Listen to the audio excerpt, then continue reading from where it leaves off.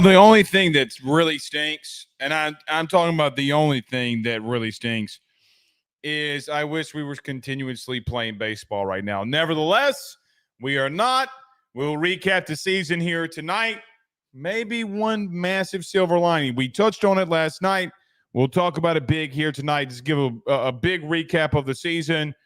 You know, the good, the bad, the ugly, the things I like, the things that, I think that you obviously and clearly have to improve in. So we'll do a full total recap tonight. We'll give thanks to guys like Tommy Tanks, Hayden Travinsky, Alex Milazzo, Will Helmers, Ben Napolt, etc., Christian Little, and thank them for everything that they've done for this program. But look, I think over the next couple of weeks, there is a big silver lining here that LSU fans can look forward to. And can Jay Johnson rebuild and replenish this team that lost last night? So we'll touch on that as well. We'll do a recruiting update, maybe a little baseball recruiting. Not only that, maybe a little bit of football recruiting, as Bo Davis is starting to get the wheels turning. We talked about this the other night, but starting to get those wheels turning in that high school recruiting as well. So we'll touch on that. Carter Bryant joins us at 7:30, and that's pretty much where we're going to be at. So not a lot of topics. The dog days of summer are here, but we got a lot to talk about with Carter. You know, LSU getting above the academic restraints that Ed Orgeron left them under.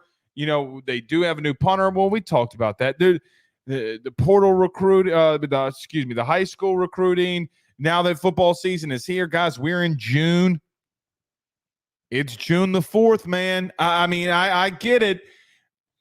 It stinks that you don't have 2 more weeks of baseball to play, because you would have just had 14 more days and the season would have been over.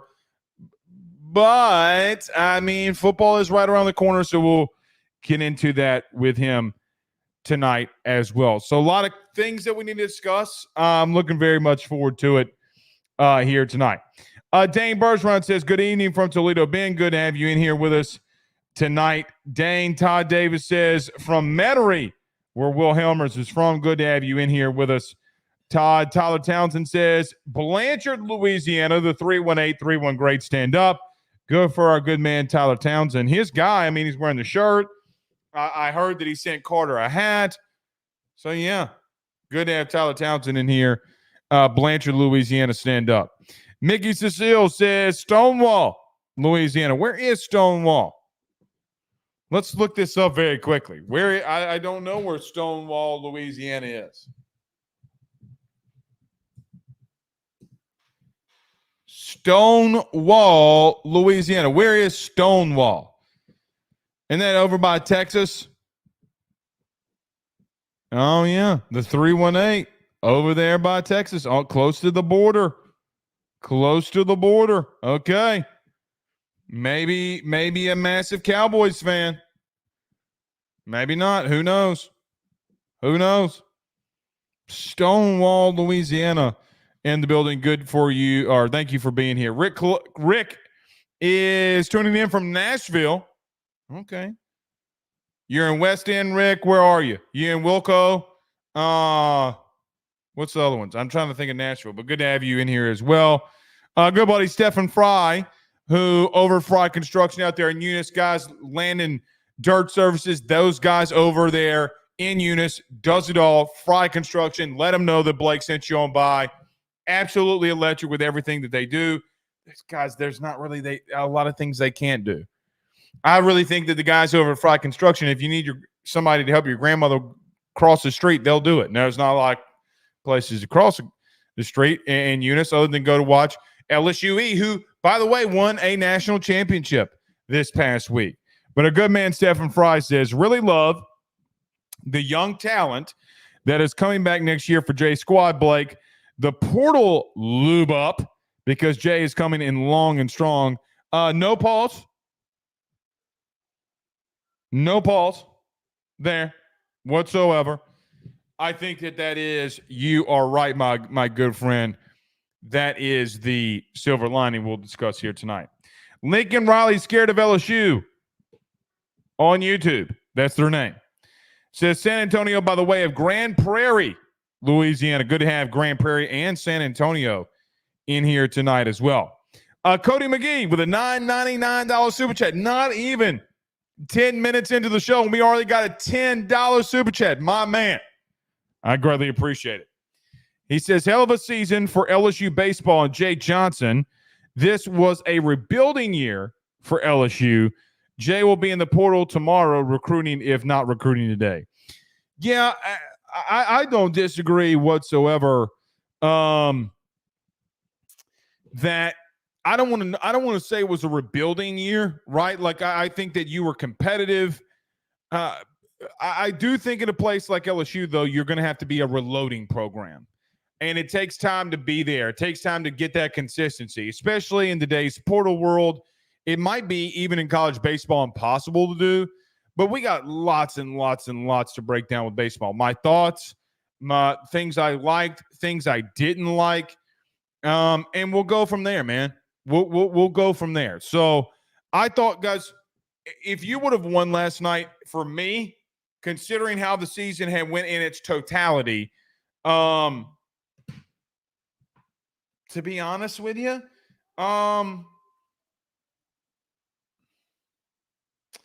kind of might have just been a little bit of lanyap, and a massive amount of lanyap with crawfish on top would have been that you would have been able to host the Supers at home. By the way, you're going to host the Supers at home. That's the part that stings the most. Thank you so much, Cody, for sending in that super chat. Jake Roberts says, good to be here, Blake. Barone, maybe?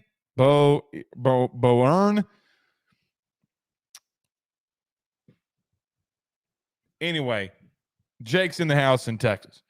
Brandon Reese says it was more of a transition year for this baseball team. I think that's fair. And I don't disagree with Cody that it was a rebuilding year. You lost a lot. Skeens, Cruz, Dugas, Jobert, Beloso. You did lose a lot. But look, man, there's going to be a lot of guys in the portal. You know, the Louisville shortstop third baseman is in the portal. I go after him. What happens with Ethan Petrie? I mean, look, I think that you got to go after him. You know, like you got to look, a lot of you aren't going to like what I have to say tonight, but we'll get through it all, man. We'll get through it all. Some things that I'm hearing, look, let me just say this, and I've said this to you before we get rolling on it. There are a lot of great coaches on this campus, or on that campus. Jay Johnson is one of them. I don't think that this is probably the best way to say what I'm about to say, but I'm going to say it anyway. Jay Johnson is a psychopath when it comes to preparation and recruiting. I think that Jay is never going to sit on his hands when it comes to being relevant and being above brand. And to be above brand here is damn near impossible. But, guys, I will tell you, maybe in 20, 30 years, maybe some conversations will be that you and I maybe will be able to have. The dude is a psychopath in a very good way when it comes to the work ethic that he has, man. There's nothing for Jay to be at the box in his office 3:30 in the morning watching film on a kid that just literally entered the portal at 8 p.m. It's nothing for him. The dude wants to win. And I promise you, guys, I don't think did you meet maybe your expectation? Probably not. But did you, after a very rough patch, get things going? And did Jay steer that ship? Yes. I thought it was the best coaching job that he's done in the 3 years he's been here. Just being honest. So we'll touch on some of those things too.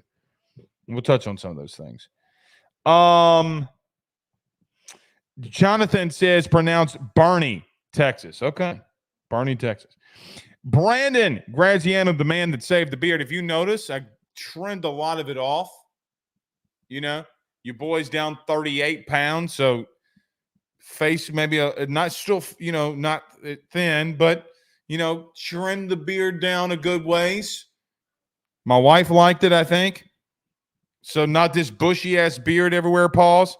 But the man that saved my beard 2 years ago, Brandon Graziano, I'm never going to forget that. Says, hey, Blake, who do you think we will lose in the portal?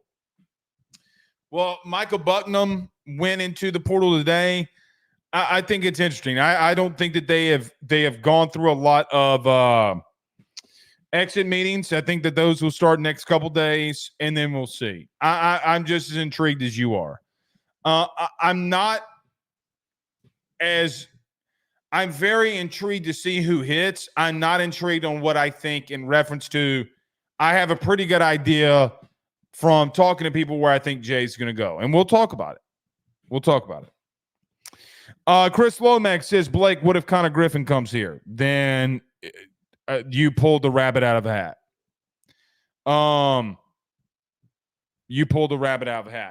But him and the kid from Catholic, Schmidt, I don't think they're coming here. Like, there's a strong possibility they're both taking in the top 12 picks. Or the top 12. But, man, if you got one of them,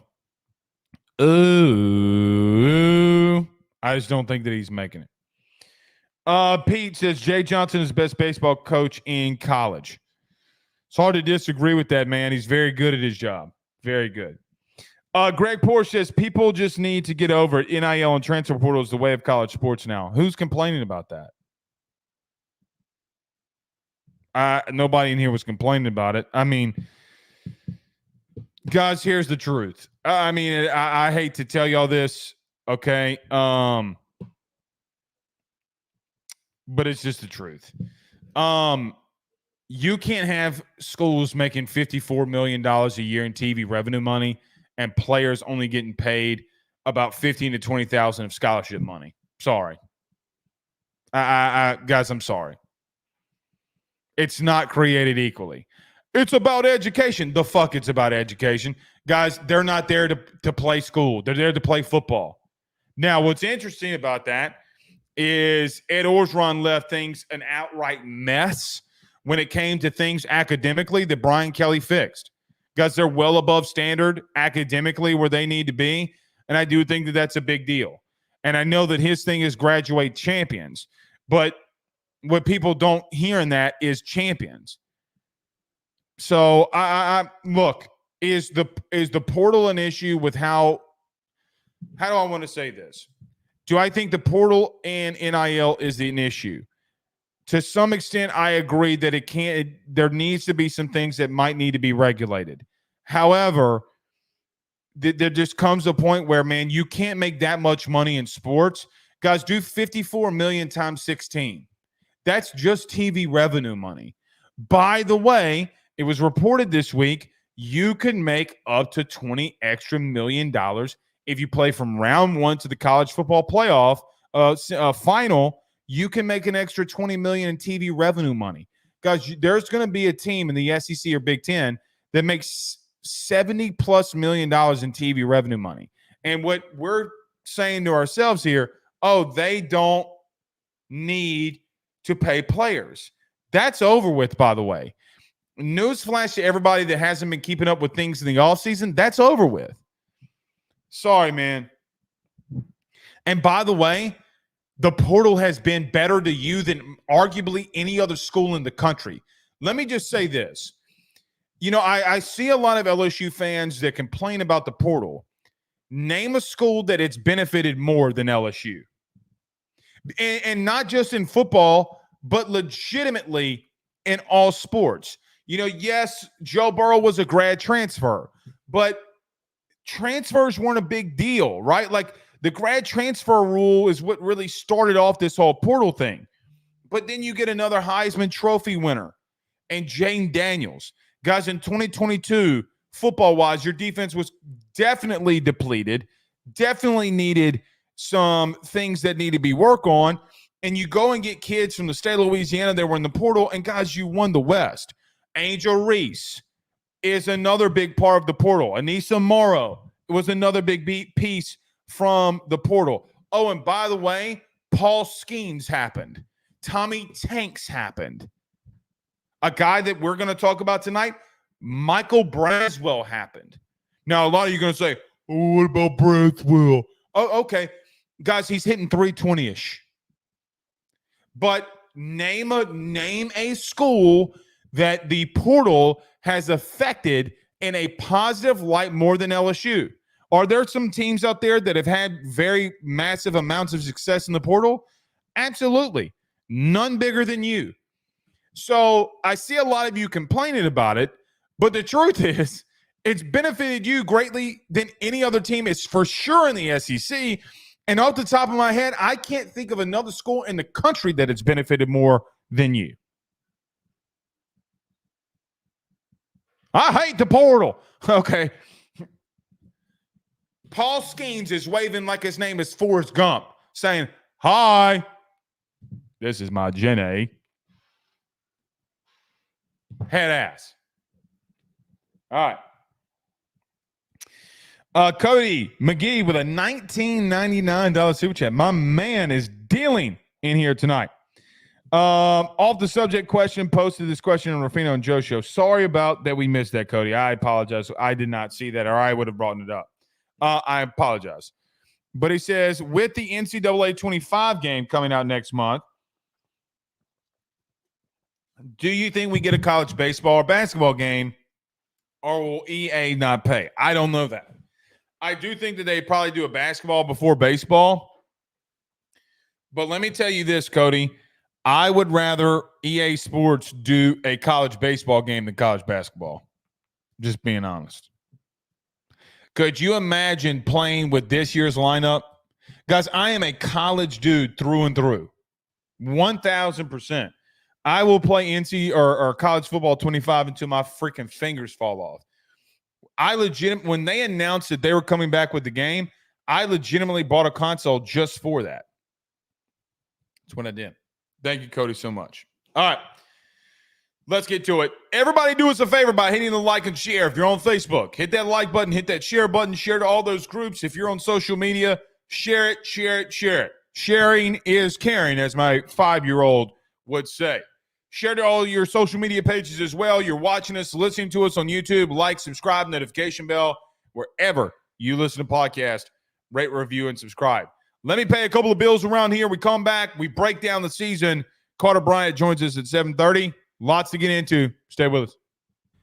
BetOnline is the fastest and easiest way for you to wager on all of your favorite sports, contests, events with the first-to-market odds and lines. Find reviews for all the news for each league, including Major League Baseball, NFL, NBA, NHL, combat sports, college sports, esports, and even golf. BetOnline continues to be the top online resource for all of your sports information for live in-game betting, props, and futures.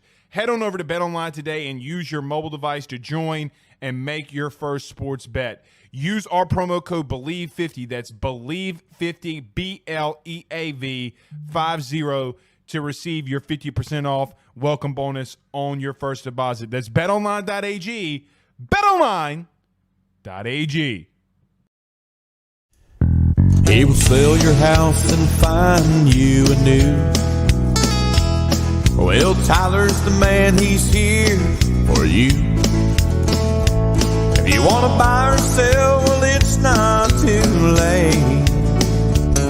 Dial 955-0008. Just call 955-0008. Y'all call Tyler, he'll shoot you straight. Louisiana is unique. The food, the festivals, even the bugs. No, not mud bugs. Unwanted bugs like these. The ones you don't want crawling in your home or business. Trust the Shield from J&J Exterminating. We've been protecting Louisiana homes for over 50 years, earning the trust of our clients because we deliver what we promise. Protect your home from pests. Get the Shield from J&J Exterminating. J&J Exterminating. Yeah. We're back. All right. Let's get rolling. Don't have long because Carter's going to be joining us in just a minute. I'm running a little bit long here. But I am going to break this season down very quickly. So there were a lot of ups and downs this year for LSU baseball. Look, I thought before the conference play or before conference play started, I thought that you had a lot of high potential. Look, you went to Minute Maid, you went to Houston, you look really good. You beat Texas, you beat Louisiana, and it looked like, that this young team could really start finding ways. Now, I didn't knew your rotation. I think you knew because Gage Jump finally started. You had Luke Holman, who was exceptional, but you didn't know who your bullpen pieces were going to be completely. But you had a lot of promise. You knew that you had a lot of talent and you had experience on this team. And for the first third of this season, I thought was pretty exceptional. High hopes, a top 5 rated team. You were really good. The lows came when you started 3-12 in conference. And I know the conversations that you and I had a lot about this season were very simple. They were pretty simple in the sense of that we did not know if this team could make a postseason. They would have to dig themselves out of a hole. They did play an outright brutal schedule to start conference play, and that's not an excuse because there's a lot of teams that they played in that first part of the season that either made a regional and now are in a supers, like Florida comes to mind. A team that's barely above 500. Guys, they're in a super regional. You look at a team like Tennessee, and Tennessee was that last series that when you got swept and you were 3-12, after that you started to make a run.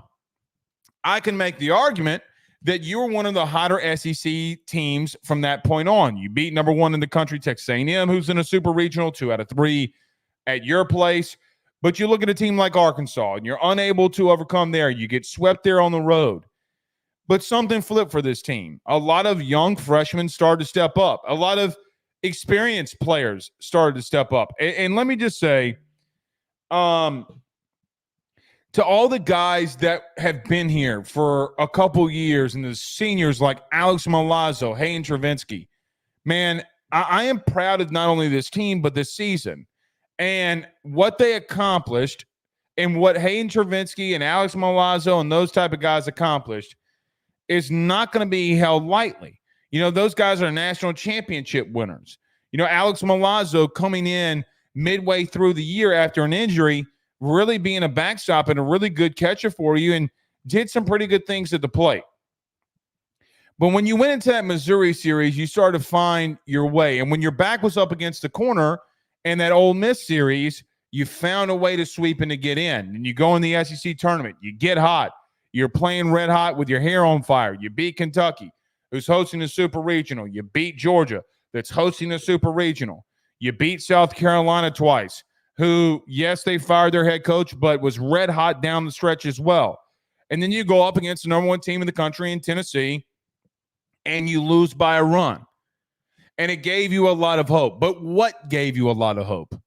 What gave you a lot of hope was this, is that you saw guys like Ashton Larson start stepping up, a freshman. You saw Stephen Milam clearly multiple times coming up with big hits down the stretch, leading you to wins. You saw a guy who, guys, quite honestly, might return next year, and a guy like Michael Braswell, who started in that leadoff spot, started getting really hot. Guys, if I would have told you in February that Michael Braswell would be hitting over 320 or damn near around it, you would have taken that. Now, the errors need to get cleaned up if he does come back. I'm not going to be the one to say that it doesn't. But you have a very good core and nucleus that is returning next year where this team can be very scary. Guys, for sure, you got 3 guys that are returning. And what happens if a guy like Jared Bear Jones returns? If Michael Braswell returns, oh, and by the way, there is a silver lining in all of this. Now, you go into a regional, and it's a heartbreaker.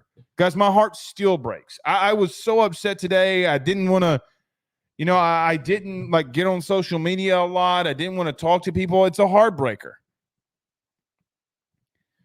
The silver lining that we will be talking about over the next 3 weeks is simple. Now, I don't know how much baseball talk that we would get into about on field because, quite honestly, guys, that part of it's over. But the silver lining is that Jay Johnson, who was once dubbed the Portal King, now has nothing else to do but to make his team better. And I think you got to go get some starters. What happens with Griffin Herring? He's going to be or is a draft eligible sophomore. You return a guy like Chase Shores.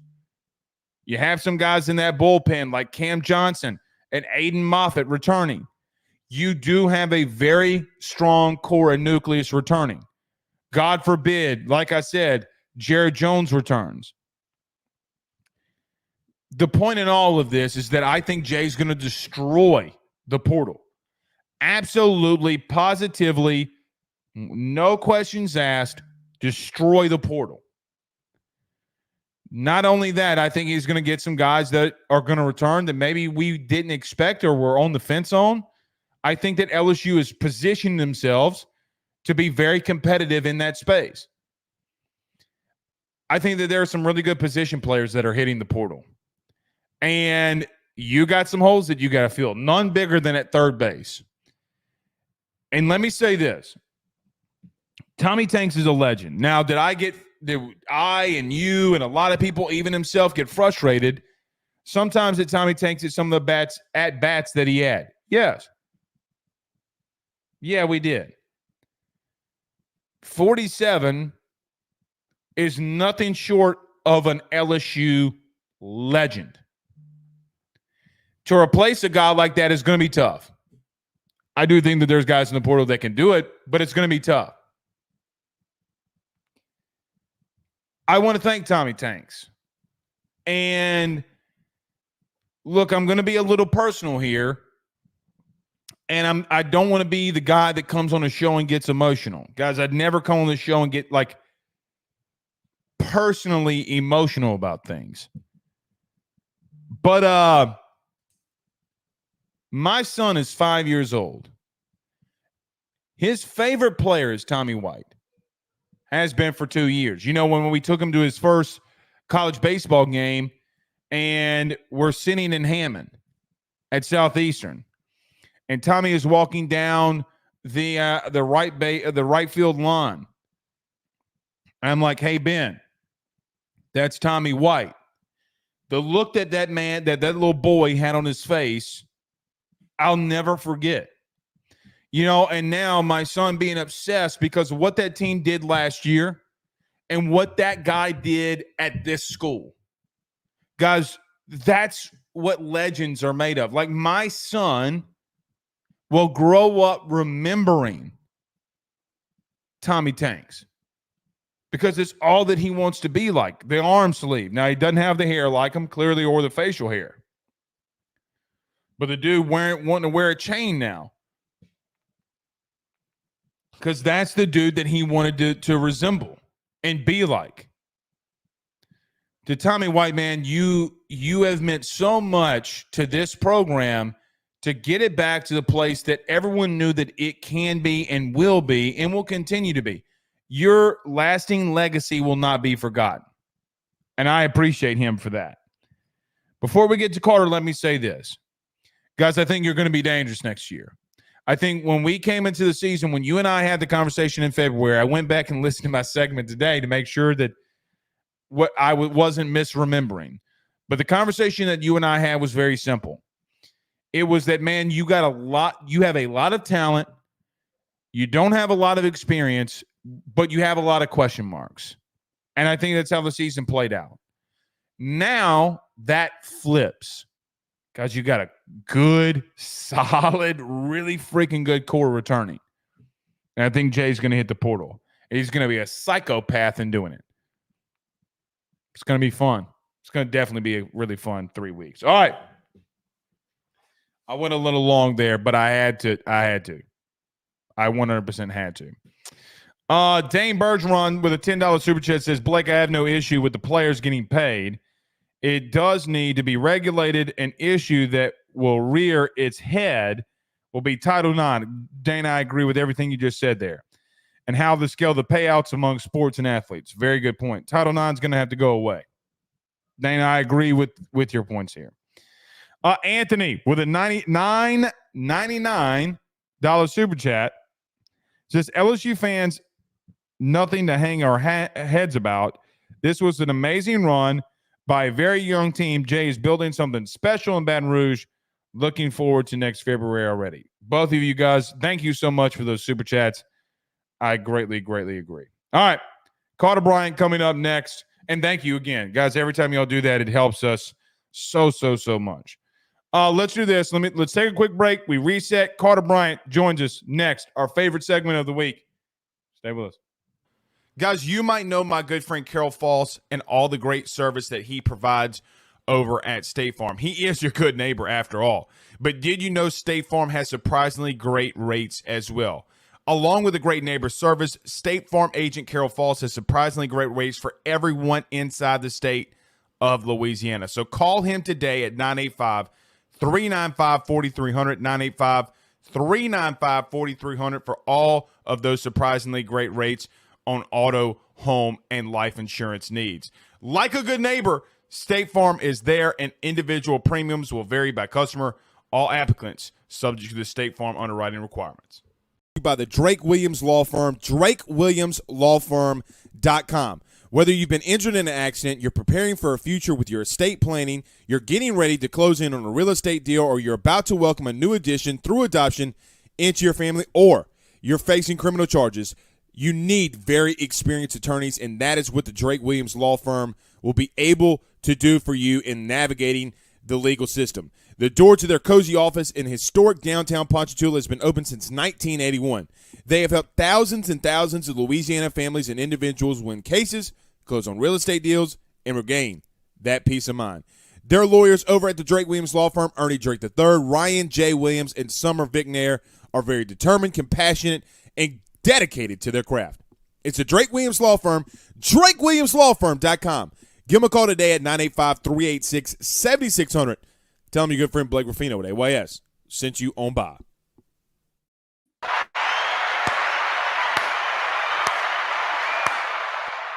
Carter, the Power Bryant. Good evening, good sir. How are you?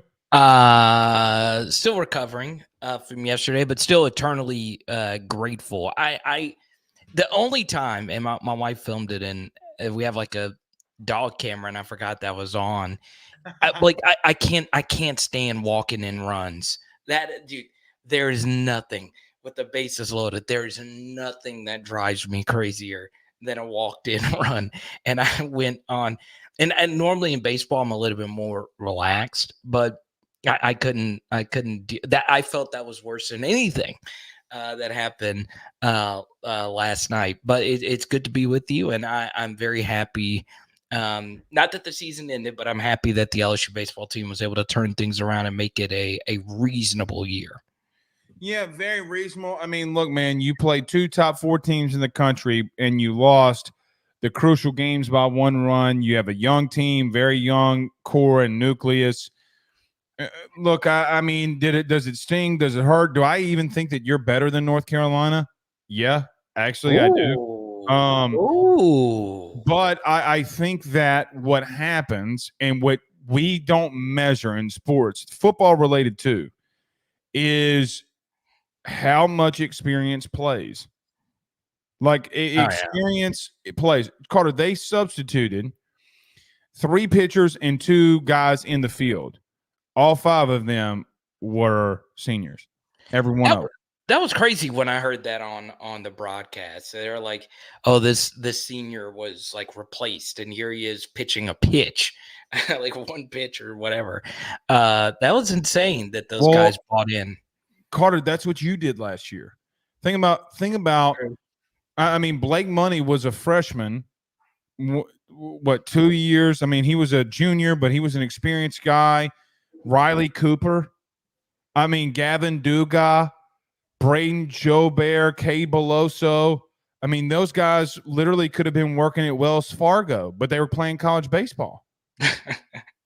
I love it, man. They could have been. I mean, Gavin Dugas with his hair parted the way it does. I mean, the dude could have had $1 million hedge fund, a $40 million hedge fund, but he was playing college baseball.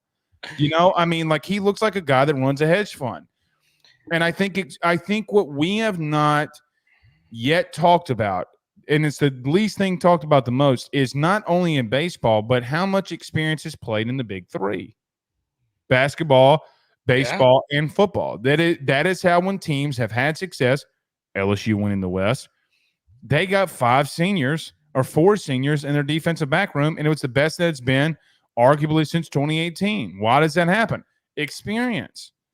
Yeah, I'm with you, Blake. For a football thing, if you look, the fewer amount of draft picks LSU had oftentimes coincided the next year with the national championships. And it's because it's not that LSU has fewer draft eligible guys. It's just there are guys that are good enough to be drafted that decide to come back. And those sacrifices are so important for you to win national championships.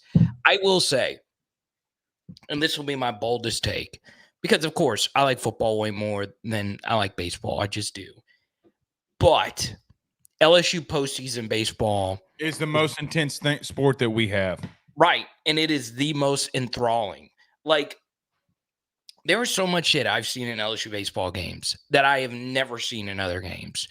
Right? Like the insanity of the South Carolina balk or the block in the plate or whatever. And then the Tommy Tanks bunt thing last night. Dude, I have never. And the thing for that to be totally ridiculous is it had to have been on 2 strikes. So yeah, because if you bunt on a 3rd strike and it's foul, you're out. Yes, and the fact that thing rolled, it was like it was the same dramatics of a Plinko chip on Price is Right. You're just waiting to see what the result was, fair or foul. And it was a milli-inch of touching the base. The awareness. It was excellent. You were doing your diatribe there about Tommy. That dude, LSU baseball is just unlike anything on the planet. Unlike anything. I will tell you this: the sport is continuing to grow, but there is nothing more intense than postseason baseball. Like last night. You know, Oklahoma, it was 11:30 at night. I was still up watching Oklahoma and UConn. Oklahoma's down 7, bases loaded, no outs. And the dude is in the 3-0 count. And the dude's hitting 396 for Oklahoma. And it's a soft dribbler to short and 6-4-3 double play. But then they come right back and hit a line drive off the wall that they called foul. I mean, it's just, look, I really do believe this. Postseason baseball is taking another level, man. I mean, and look, the portal is helping that. And look, what I hated more than anything is that the way that you battle, man, you can't ask for anything more, because I love a team that has that dog in them. It just, they weren't as, I don't want to say they weren't as talented as North Carolina. They just didn't have the experience. I agree. Yeah. And that's what's gonna play here. So look, I think there's a silver lining in all of this. The silver lining being that Jay Johnson is a freaking psychopath. Okay. And I mean that in a good way. And I would, if he was sitting right here, I'd tell him he's a psychopath. But I mean that with all due respect. He is the most intense recruiter on this campus, more than Kim. Kim lets her, she delegates it to her staff. Jay Johnson will be on a plane tomorrow. If a kid in Atlanta went in the portal tomorrow, Jay Johnson would crawl on glass for an elite dude in the portal. Good. And I like the fact that it was such a pain. It's better to lose painfully in baseball, because it just makes you say, I'd rather have gotten blown out. Well, I'll say this. From a coach's perspective, I think if you lose a close game, you're just thinking in the back of your mind, man, if I just had one more athlete, if I just had that one kid. You know what's ironic? I went on your when did I go on your show? You went on last night, but you've been on a few times. Yeah. I went on your show last night. Yeah. No, it was 2 nights ago. Or whenever the game was. Yeah, it was when LSU, it was Sunday. And You know what's ironic? You said that LSU was going to win 5-4 on a walk-off. You remember that? You said Yeah, they're going to well, win 5-4 on a walk-off. They lost 4-3 and almost had a walk-off. If you would have guessed that, I was going to clip it and make you a superstar. but Blake, I'm already a superstar, man. True. I'm I literally would have asked you for lottery ticket numbers. yeah. Look, I will tell you this. As much as I think a walk-off would have been fitting, LSU baseball, like I said, just doing all this stuff. And I understand that, and I'm talking about Jake Brown tonight and the Malik Neighbors career arc and all that. But you never see dropped fly balls like that. I mean, it is pure. Dave Van Horn in Arkansas say hello. True. That was, and what makes that one even more painful was like that was just a foul ball, right? Like it was just like, oh my God, we gotta just keep throwing to the same batter. But that's the thing, and something else about SEC baseball is all these schools just have very interesting like narratives, right? Everyone's waiting to see if Tennessee can finally do it. Florida's always got the superstar alien talent, and then Arkansas is always a choking school. South Carolina, a lot of success, but they're kind of mid now. I just love the narratives around it, especially during these postseason runs. And the one thing, and I sent you this video earlier today. So on Power Hour NFL, I spent a week doing research on Joe Burrow and his NFL career and how he changed everything in the NFL, how we perceive the sport. One thing I will say is the college baseball postseason being played on campuses is so cool. It is so cool. Electric. It's unlike anything else, right? Because like you're having the highest leverage games outside of games being played in Omaha, Nebraska, being played at the home of the Coastal Carolina Chanticleers or the East Carolina Pirates. It's who also blew it yet again. Yeah, they blew it again. The Pirates blew it again. Shout out to Slade Roy. But truth be told, it is it is electric. And this coming from someone that's not a huge baseball guy. It is the best postseason we have in all of sports. I 100% agree. And not only that, the SEC is, from a baseball perspective, it makes football and basketball in any other conference or like in any other sport looks like a dumbass. Like, in terms of like think about this. LSU might have been the 9th best team in the conference.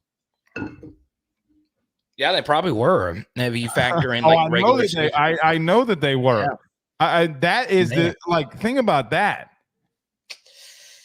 And this is my thing. All right. So you and I have gotten into a baseball debate about this. I think the pitch clock has changed my opinion on 7-inning games versus 9-inning games. One thing that I have always been. Yeah. Last night was 3 hours and 3 minutes. That's so fast. That's great. It's an extra inning game. Right. And there's a lot of pitching changes. So, I mean, the first thing is 2 hours and I think 47 minutes. High leverage and longer chaotic plays and all of that.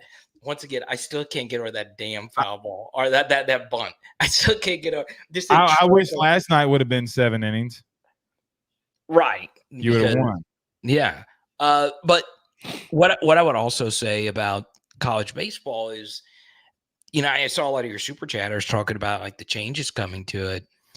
It would be very interesting if the scholarship limits increase. Okay. All right. Which it should.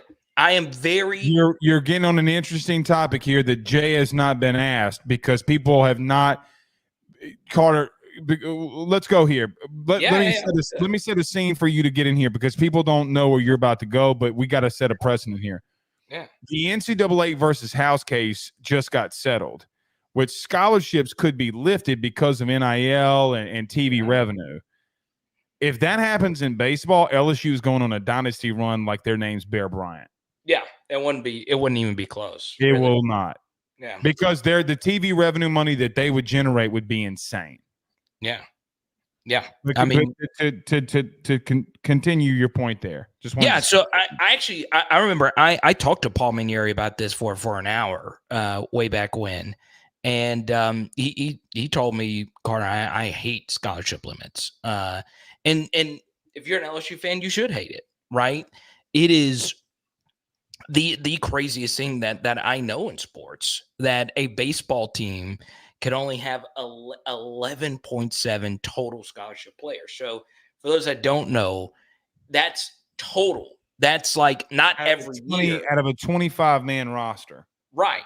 And you have to have what? Minimum 20 good players to win an Addy. Minimum. Oh. Like 20 decent, like, and you need. Yeah, I think that's fair. I think it's fair. And you need at least 6 stars, like superstar level players, and you only have 11.7. So they divvy up the scholarships to help, and obviously NIL has helped smooth things out, and all of that. But what could happen, and one number that I've heard, Blake, and I know I say I'm not the big college baseball guy, but I've always been really passionate about this because it's so dumb that, let's say a sport like basketball, they have 13 scholarships, and the scales aren't the same, right? Like basketball, you need a 7 to 8 person rotation. College baseball, like you said, you need minimum 20 good players to win it all. You only have 11.7 total. I've heard that number 20 thrown out as a potential. That'd be a massive increase. Yeah, that's the number that I've heard. And mid-majors around the country do not like you saying that. They don't because it costs money. It's more money that you have to pay as a school. Well, what I mean is that the guy that you're borderline on in baseball, you can take and get a scholarship for him and develop him. Right. And that's the thing. Like, if you go in the portal and you really spend a lot of time recruiting a guy and he does not pan out in football, so be it. You got other guys. In baseball, if you spend, that's why like these guys that go to the MLB draft really can sink your roster. Like college baseball recruiting, like you were talking about Jay Johnson, is such a different beast. It's so much harder to me than football recruiting. And football recruiting, as you know, is very hard. Baseball recruiting is it's really, really, really damn hard. And not only that, man, I don't think people understand the money that's getting thrown around in baseball. I really don't think people understand it. Oh, so the NIL's flowing, baby. Oh, God, yeah. Yo. Because let me tell you why. Because these guys are allowed to have agents more than in football. And what happens is, I'm going to use an LSU-centric thing, and I'm not saying that this is happening, but I'm going to use it for an analogy. Dylan Cruz is sponsored by Marucci. So when Marucci sees a guy like Dylan Cruz or Connor Griffin, which he's not coming here, but just for argument's sake, they're going to sign a multi-year deal with him. They're going to sponsor the shit out of him. And nobody in college baseball has Marucci like that. Not like that. Okay. So Jack Marucci bats. Okay. Well, yeah, Marucci. I mean, Jack's not a part of it anymore. They sold it all. But I mean, that's right. Okay. But yes. So I don't think like Braden Montgomery at Texas A&M, the superstar at Texas A&M, Carter, people's jaw would drop if they knew how much money he got and what he was telling them. Yeah, because he has an agent, Scott Boras. So I mean, that's interesting. Yeah. So like, you're gonna get and look, you got to have really good relationships with these agents because guys are allowed to have them in baseball throughout because of you could be drafted in high school, right? And you can continue to have that connectivity with them. So I think that there's a lot in that. What I would say is I do think 20. Like if you went to 20 next year, I think it's too much. I think you need to like go 15, then 17. Right. You know, like I don't think you can just drop 20 because if you do that, mid-major programs are going to absolutely get abused. Yeah. And you know, like every one of them. So what I would say in the last thing about baseball, because we got a lot of football we need to talk to, and I'm coming on your show at what time? 8:45? Yeah, I got a show at 8:15. Let me say one quick thing about the baseball thing, because I did bring it up. The 11.7 going to 20, like you said, astutely said, helps LSU. It helps Arkansas. It helps the schools that actually. Yeah, Arkansas would actually be able to have somebody that can hit. Right. Like it schools that produce a lot of money or they produce some money playing. Yeah, playing John, baseball. you think John Tyson going to sit up there in his basketball shorts and continue to lose? No. Yeah. But I kind of, as much as I've been a proponent of it increasing and as much as it helps me, I don't know how much I want it to change because it's what makes the sport so damn competitive. Baseball inherently, I mean, you played the game, Blake, at a high level. It's hard to just go out and out athlete a baseball team like you can in football or whatever, or basketball or whatever. Baseball is already inherently an even upsetty kind of sport. Then you factor in the rosters. If you double the amount of scholarships, which you're almost doing, that's taken away a full roster of potentially a Conference USA team. Yeah, and I don't think they'll go that high, but I see your point. Right. I've just heard that number being thrown out there, but I kind of don't want it to change, even though it does help the athlete, because these postseason games are so damn good, man. I swear that North Carolina Long Island game, dude, was like one of the most insane games I have ever freaking seen. Dude, we had 8 walk-offs. We had 8 walk-offs in the first 12 hours of regional play. Unreal. Like, it doesn't even make sense. That is not. That's like somebody throwing a touchdown at the end of the game to win it. Yes, like all the like Hail Marys and all that. It doesn't make any sense. Right. And what's crazy is it. And trust me, once again, college football over college baseball any day of the week. College football is not like that. It is a shit ton of blowouts. It is blowout city. All the best teams. Right. Yeah, they have, Blake, annually 2 or 3 games that has a single-digit point spread. The Ohio States and all of that. Like, baseball is not like that. That's why, LSU baseball had so much freaking talent last year. You still got to grind out every victory. Like, Paul Skeens can't go out there and win every game for you, Dylan Cruz and all that stuff. But it's what makes the sport great. And that's why you do such a great job covering it, because you understand all these complexities. Oh, well, some people don't think I do, but you do it, man. All right. Let's transition to football very quickly. I don't want to spend much time on this, but it's newsworthy. Wilson Alexander reporting that LSU academically is back in good standard. I think that's a big deal. Oh, it's a huge deal. And there's really not a whole lot you could do, breaking all of that down.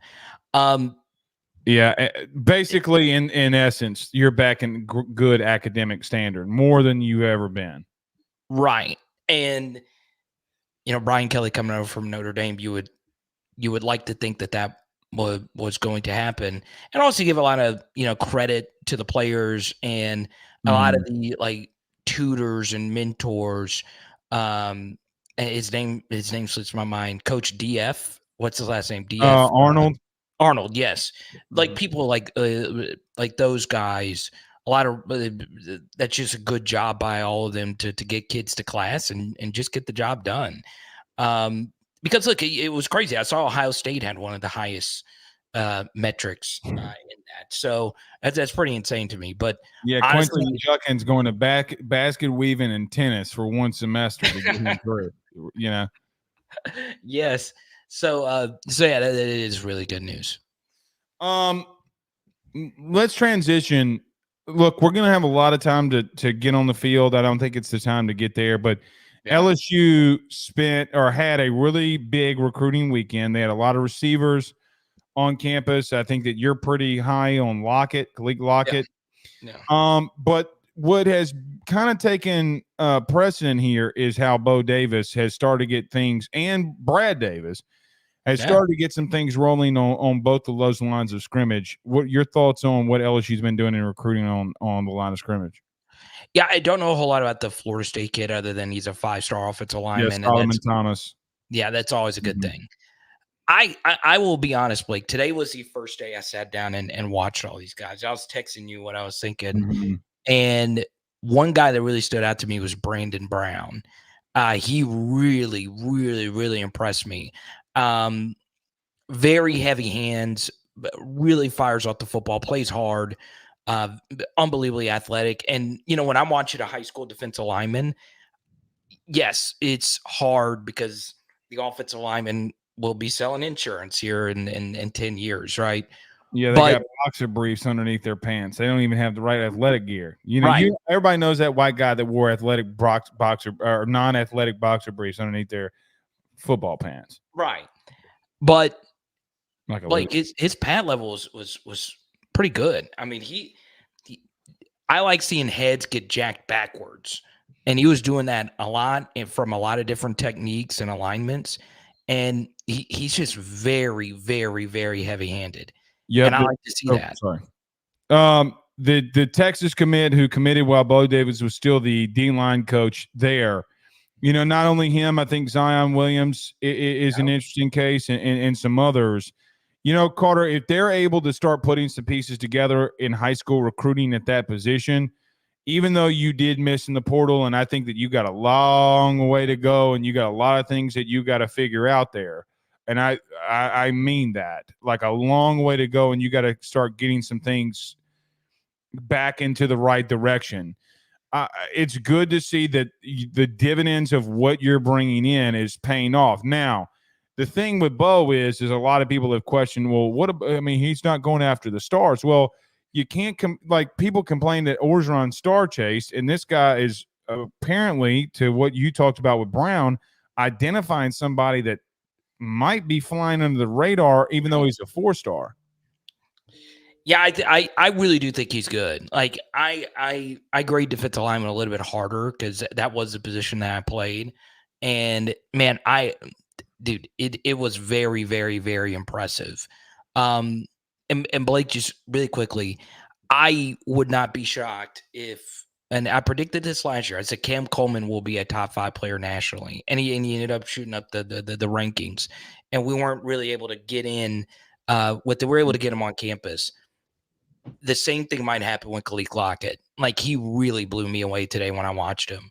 Looked a lot like T. Higgins in his high school tape. And man, he's good. Khalil, if you're watching this, you're a dude, man. And of course, I've watched French and I've watched Pickett. I'm excited about Shanklin, the Indiana player, defensive end. But man, I want to go there next. Yeah, Khalil Lockett really floored me today with his body control, yards after the catch, just total domination. And it didn't look like he was having the absolute best quarterback play. Man, I like seeing players dominate when they are not in the absolute best environment for him to succeed. And could you imagine him with Bryce Underwood filling in the void that was left by DeCorian Moore, who might be back in the fray? We'll see what happens. But Lockett is good. He is really freaking good at football. So I'm going to be very, very, very careful, even though I was petty the other night. I'm going to be careful how I say this. I was asked 2 weeks ago not to share that he was going to be on a visit this weekend. Then, unfortunately, their wishes were not met. I'm going to leave it there. Oh, interesting. Yes, very interesting. Okay. I would not be surprised if he's here this weekend. I would not be surprised if things in that relationship got a lot better. I will tell you this. I don't know if the kid's coming here. Okay, I don't know if he's going to recommit. I don't know if he's coming here. I legitimately don't. However, I think if money were not an object and everybody paid the same exact thing, this would be the place that he wants to go.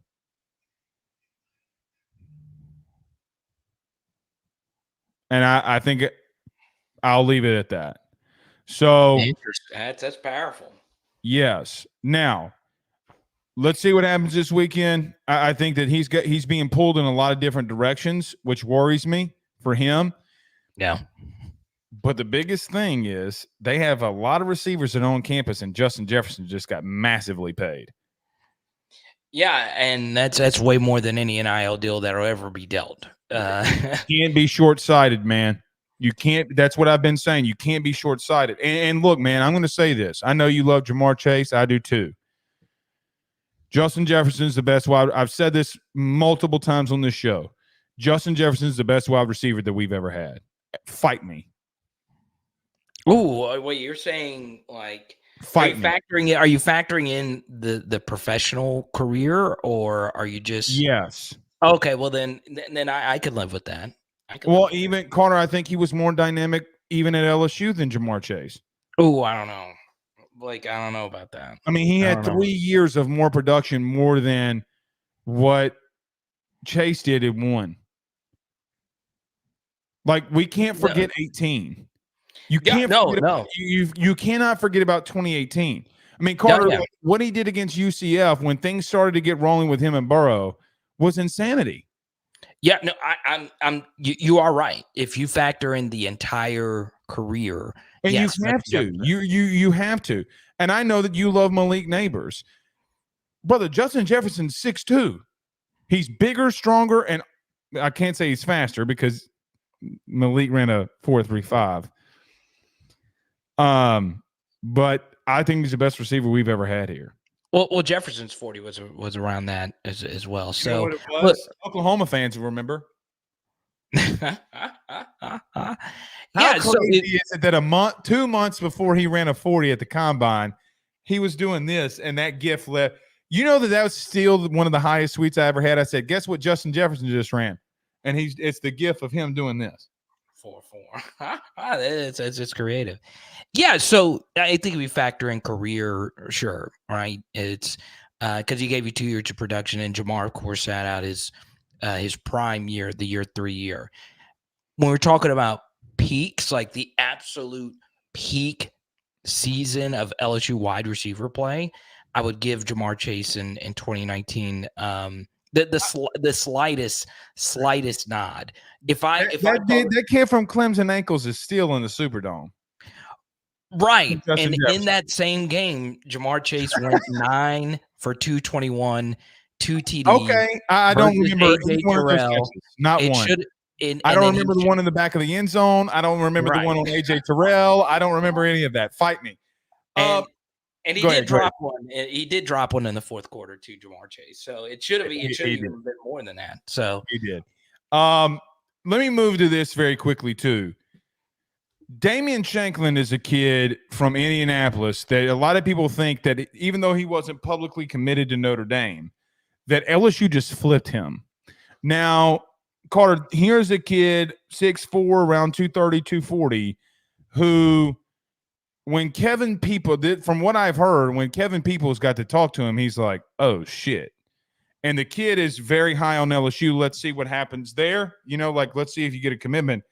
Carter, this kid can play. He can play.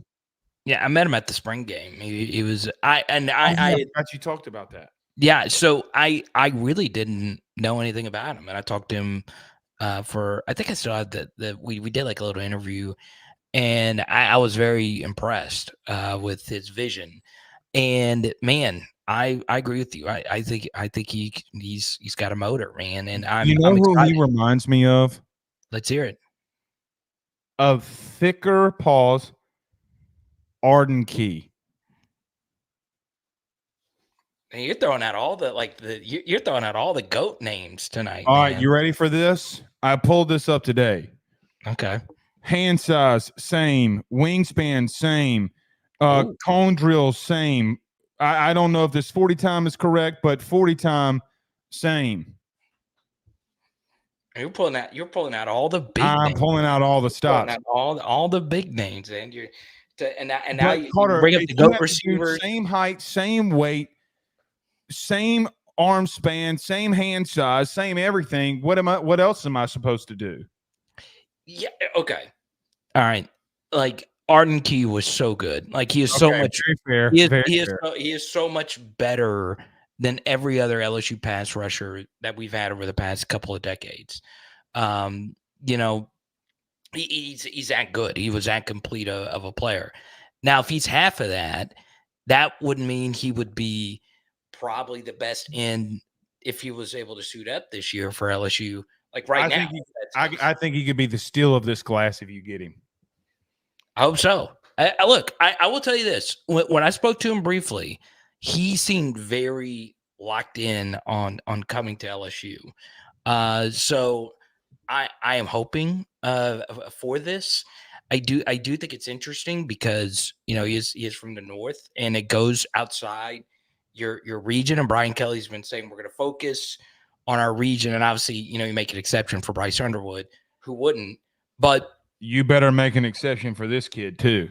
So you think he's a real deal? Okay, I might be a little bit hyperbolic, but they have a lot of the same measurables. I hope you're right, man. I hope you're right. Well, I will see you here in just a second on my show. If you don't tune into my show, please go to Power Hour NFL, watch my Joe Burrow video. I promise you will love what this guy did for football. And it has everything to do. It actually has a lot to do with what we talked about with the baseball regionals. So go check it out. And we'll see you tonight, buddy. All right, later, dude. Later. Cheers. All right, that is Carter the Power Bryant. Always fantastic. I will be on with him at 8:45. So let me go ahead and reset. I need to do some things before I go over there with him. Always electric. Always fun. We'll see y'all tomorrow, man. Y'all have a good one. Peace.